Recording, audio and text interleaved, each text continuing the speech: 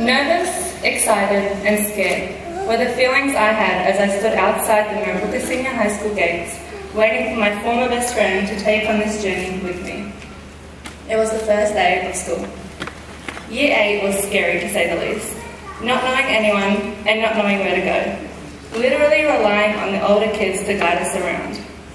We hoped to have classes with students who we went to primary school with, just to make it less nerve-wracking and allow us to feel a bit more comfortable and relaxed.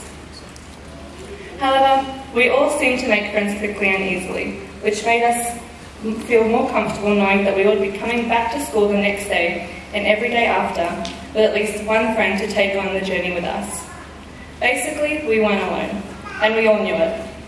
When Year 9 came, it was a bit less nerve-wracking, and we all felt quite comfortable in our surroundings and with the people we associated ourselves with. Homework got a bit tougher, but to us Year 9s, it was a breeze. It wasn't until Year 10 when school started to become a bit more serious, even though we didn't take it very seriously at all. At the end of that year, we were choosing which subjects we wanted to do for the next 2 years, and we're accepting the fact that we were finally going to be wearing white shirts. Life was about to change immensely, and we were not prepared for what was to come. Well, at least some of us weren't, and I definitely was one of those. As many of us didn't, I didn't focus enough throughout Year 11, as I didn't know how big of a leap it was from Year 10 to 11. But believe me, it was big. Assessments were due more often, and it wasn't so breezy and fun.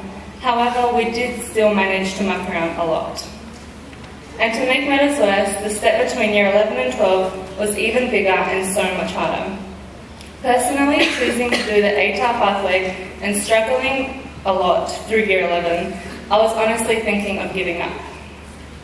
My predicted ATAR was really low in Year 11, and I just thought there was no fixing this, especially since Year 12 proved to be even more challenging, having an assessment to be done each week, and in some subjects, assessments or tests twice a week.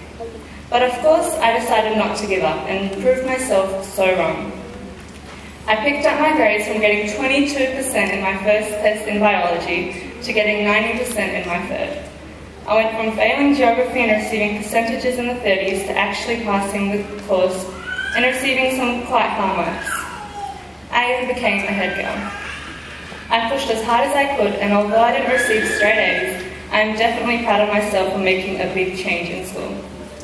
Of course, I had the help of my teachers, family, and a special someone who I thank so very much.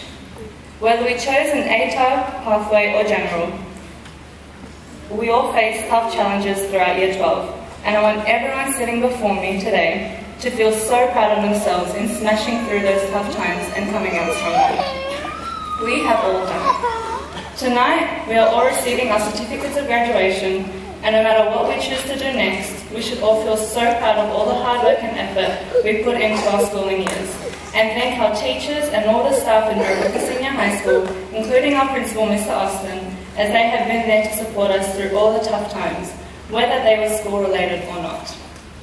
Most of all, we should all thank our head of year, Miss Tandy, for all the hard work and effort she has put into all of our excursions and making the school a better environment to be in.